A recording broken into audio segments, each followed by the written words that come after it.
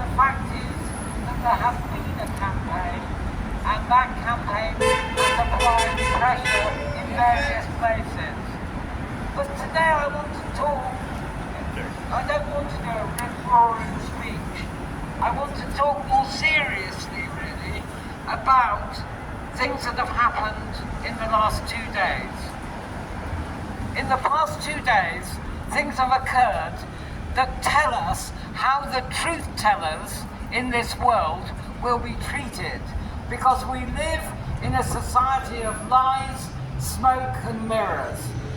A society in which almost the worst thing you can do is to tell the truth about what is going on in the world and what our rulers are currently doing and planning. On Friday, a peaceful indoor meeting about Palestine in Berlin was raided by German police who had mobilized 2,500 police officers. The building was surrounded and the police stormed in, grabbing the microphone and then turning off the electricity and telling people to leave. Meanwhile, at the airport, the hugely respected figure of Dr. Ghassan Abu Sitta, due to speak at the meeting, was arrested and detained. He has consistently told what he saw in the Gaza hospitals when he was there recently for 43 days. He was treating the casualties of genocide, the children with full-thickness burns, and limbs needing to be amputated, and head injuries. He was recently elected rector of Glasgow University. The German authorities told him that not only was he banned from entering Germany, but that if he participated in a Zoom visit to the Berlin meeting, he would face potentially a year in prison. Well, I don't know what you think, but that strikes me as fascism. Yeah. Will they be burning books next?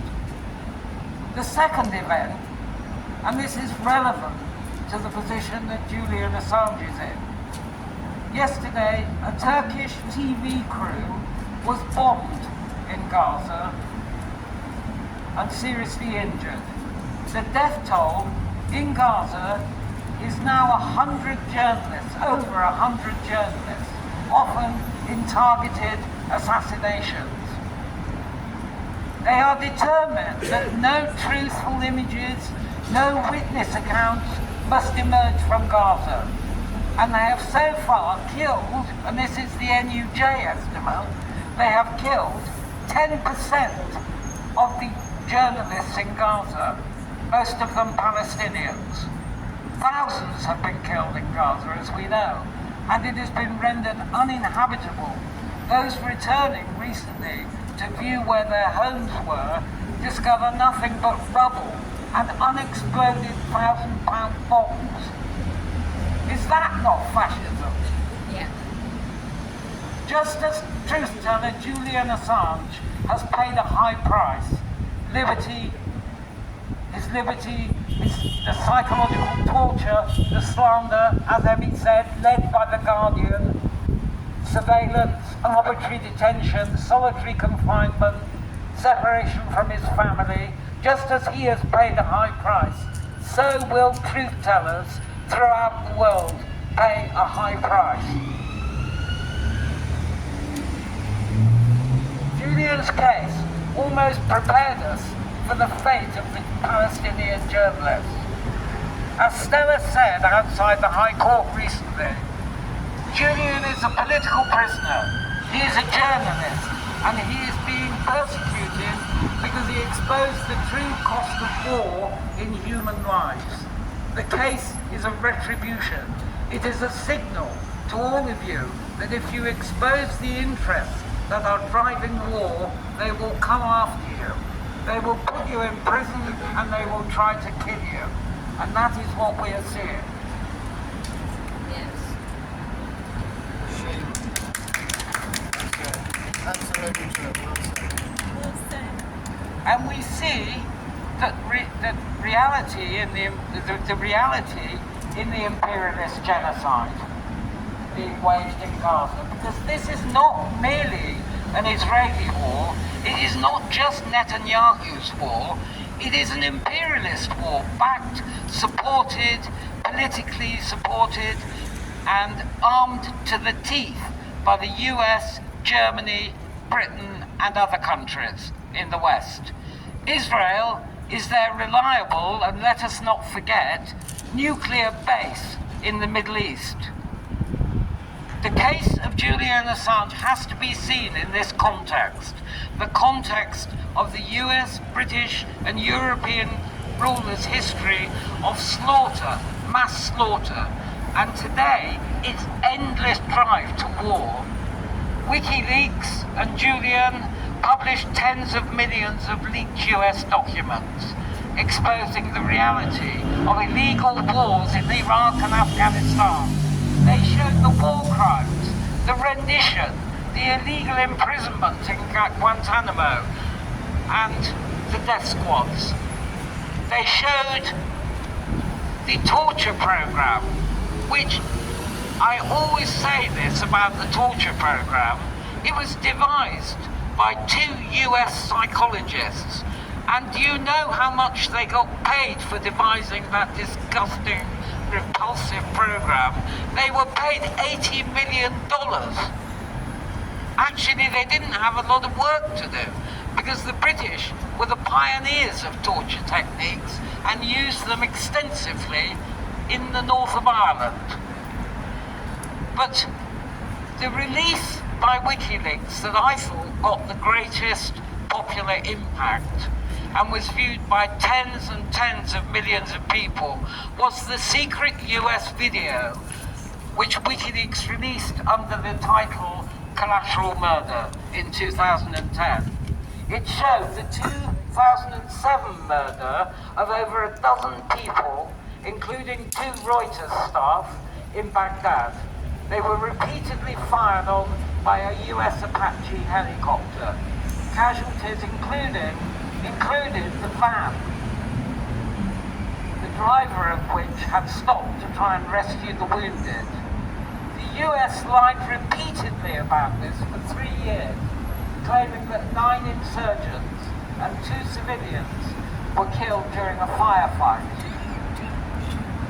There are 2 stories attached to that video, and they're very, very interesting stories. Dean Yates was a journalist. He was the chief of the Baghdad Reuters bureau when that happened, and 2 of his colleagues were killed. He attempted over and over again to find out what had happened. He was given a special briefing from the US military, and he said, "We dealt with them in good faith." What a joke that turned out to be. Now he calls everything they told him while he was trying to investigate just all lies, end-to-end lies. In the end, he felt he could not take it any further. He moved to Tasmania, he endured post-traumatic stress disorder, and he spent time in a mental hospital. For 3 years, he grappled with the pain of what he calls the moral injury of his failure to find out what had really happened on that street corner in Baghdad. It was only when he saw the collateral murder video that he realized he had seen a war crime, cold-blooded murder of civilians. In 2020, he appeared as a witness for Julian Assange in his trial, and in his statement, he said, if it had not been for Chelsea Manning and Julian Assange, the truth of what happened to my colleagues and others, the truth of what happened on that street in Baghdad would not have been brought to the world. What Assange did was 100% act of truth-telling, exposing to the world what the war in Iraq in fact was and how the US military lied about it. The other story, these are human stories, and I do find them interesting. Ethan McCord was a US soldier on the ground. He was on ground patrol when those killings happened, and his unit turned the corner and found the blood-drenched scene. If you watch the collateral murder video very closely, you will see Ethan McCord carrying a desperately wounded child out of the van that had been hit through the windscreen and killed her father. He carried her out and he made sure she received the medical treatment that she did. She was 4 at the time. He returned and found her 12-year-old brother, who he thought was dead, was covered in blood, and carried him out.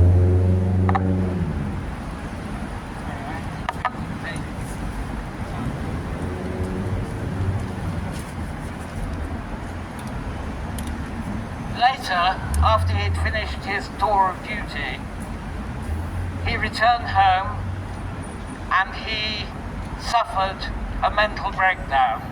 He was hospitalized in a mental institution. He considered daily committing suicide. In 2010, after the collateral murder video was released, Ethan McCord and another soldier wrote a letter of reconciliation and responsibility to the Iraqi people, saying, "We acknowledge our part in the deaths and injuries of your loved ones, but the acts depicted in this video are everyday occurrences of this war. This is the nature of how the US-led wars are carried out." And he knew what he was talking about. In fact, that letter found its way into the hands of the mother of the 2 children he rescued, and she forgave him and said he'd saved her children's lives. It should be remembered that in 2010, the reason why the WikiLeaks video release and other many leaks, there was little to show the murderous reality and the illegal reality of US wars on the ground. Mainstream media then and now rarely showed anything that would disrupt the narrative. Only 18% of people had smartphones, and independent media was really quite young. Nobody was there to document the US forces dropping a 2,000-pound bomb on a small village in Afghanistan, which left a crater of the kind you see on the moon, and which killed an estimated 300 people. No wonder WikiLeaks came as a flash of lightning through the fog of lies. Now, it is those immensely powerful US-led Western regimes that Assange challenged and exposed when WikiLeaks made its dramatic tranche of releases. The Iraq war logs, the Afghan war diary, the Guantanamo files, the cables, and 7 years later, the CIA's global surveillance program, Vault 7. It was a unique spotlight. I still find it exciting to read those links. It was a unique spotlight thrown on the cynical, lethally violent and amoral world of our rulers. We saw their cynical crimes which have never been, for which no officials or politicians have ever made a price. It makes me sick to my stomach to see Tony Blair, the billionaire Tony Blair. They always pay their servants, the people that rule us. The billionaire Tony Blair swanning around the world giving advice to all his countries. The only thing that he can advise on is the murder of the Iraqi civilian whose lives caused the successful invasion of Iraq, brought that about. He should be in a jail cell. Do Julian Assange should not be in a jail cell. He is a truth seeker. He is a truth teller. And Tony Blair is a liar and a monster. And there he is today. Who's he advising today? He's advising Keir Starmer. Him and Peter Mandelson have Keir Starmer's ear. Maybe Keir Starmer will be a billionaire one day. Oh, wow. I'm sure Starmer hopes that. It may be that every generation has to learn about the wars waged by the West. It seems to me that there is little historic memory, yet WikiLeaks provides that historic memory. Today's footage from Gaza has renewed a generation's understanding of reality. But when has the USA not waged wars like this? After World War II, the US drive for total political, military and economic domination brought mass death and destruction to many countries. These are just some of them. Greece, Korea, Cambodia, Laos, Vietnam, where an estimated 8 million people died, and great swathes of land were poisoned by Agent Orange, and are still poisoned to this day. Indonesia, where 1 million people were killed. El Salvador, Guatemala, Honduras, Nicaragua, Chile, Iran, Afghanistan, Libya, Syria, Palestine, the Democratic Republic of the Congo, Somalia, and Yemen. The US overthrew, or attempted to overthrow, 57 overseas governments. When we talk about international law, what on earth are we talking about? What are we actually talking about? Not only is it flouted by the powers that be, but it doesn't even occur to them. They regard it as just a minor inconvenience. Human rights, international law is nothing to them. The 2003 invasion of Iraq, sold to the world on lies, killed 1.2 million people. The Costs of War Project estimates that in Afghanistan, Pakistan, Iran, Syria, Yemen, 4.5 million people were killed, either directly or indirectly, because in those wars people also starved. They also had no medical treatment. Their wars are fought like this. They always have been. Nearly finished. Please, yeah.